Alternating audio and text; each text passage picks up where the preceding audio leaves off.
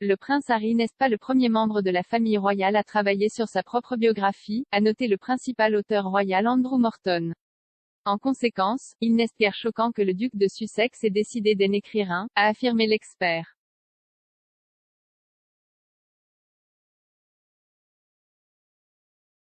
Le commentateur, qui a collaboré avec la défunte princesse de Galles pour son livre de 1992 Diana, In Her Own Words, a déclaré à Fox News, « Évidemment, Diana a travaillé avec moi sur sa biographie et le prince Charles a écrit son propre truc.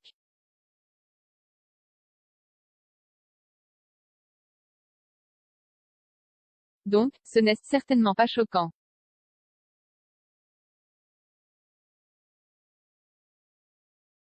Monsieur Morton a continué à discuter de ce à quoi les lecteurs de ce mémoire peuvent s'attendre.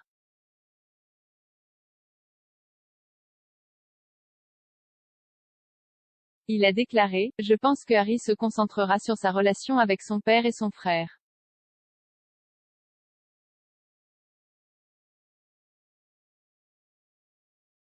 Évidemment, il inclura sa mère.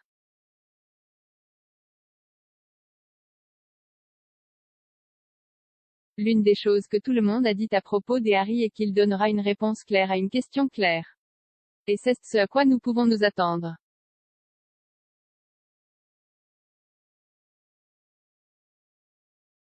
L'organisation du duc et de la duchesse de Sussex, Archewell, a annoncé en juillet que le petit-fils de la reine avait conclu un accord avec Penguin Random House.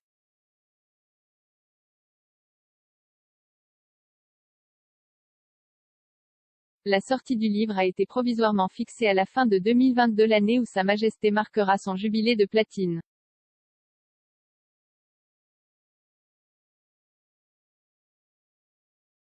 Les mémoires comprendront le compte-rendu définitif de Harry des expériences, des aventures, des pertes et des leçons de vie qui l'ont aidé à le façonner, selon une déclaration partagée par Archewell.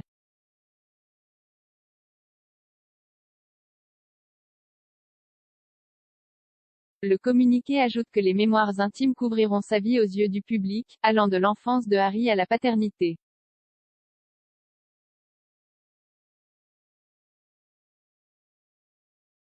Le livre, ajoute le communiqué, offrira un portrait personnel honnête et captivant.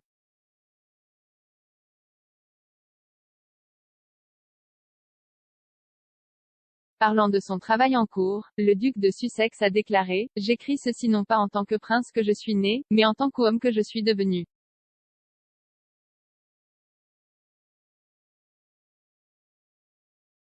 J'ai porté de nombreux chapeaux au fil des ans, au propre comme au figuré, et j'espère qu'en racontant mon histoire, les hauts et les bas, les erreurs, les leçons apprises, je peux aider à montrer que peu importe d'où nous venons, nous avons plus en commun que nous ne le pensons. »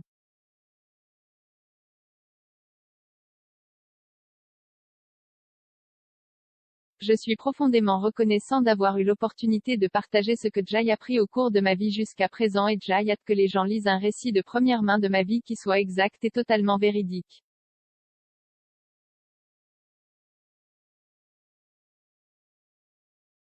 Le duc a annoncé en juillet qu'il verserait les bénéfices à une œuvre caritative.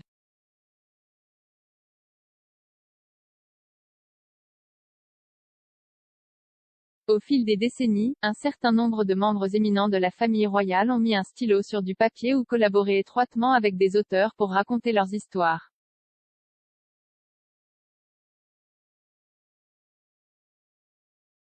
L'ancien roi Édouard VIII, qui a abdiqué en décembre 1936 pour épouser la mondaine américaine Wallis Simpson, a écrit en 1951 à King's Story, The Memoirs of the Duke of Windsor.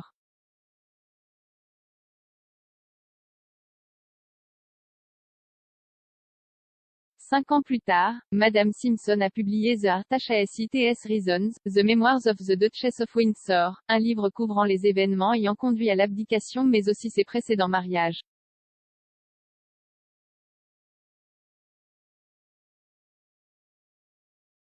La princesse Diana a travaillé avec Monsieur Morton en 1992, mettant à nu la crise de son mariage avec le prince de Galles.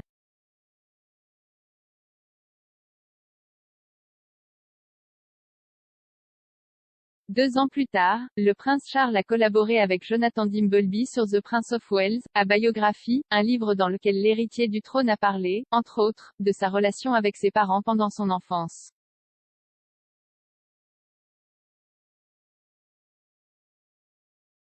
À la suite de son divorce avec le prince Andrew en 1996, Sarah Ferguson a publié ses propres mémoires intitulées My Story.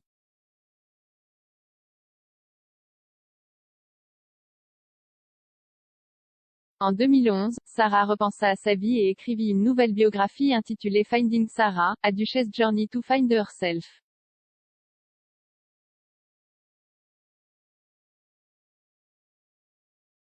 Un membre moins connu de la famille royale qui a également écrit des mémoires a été la princesse Alice, duchesse de Gloucester.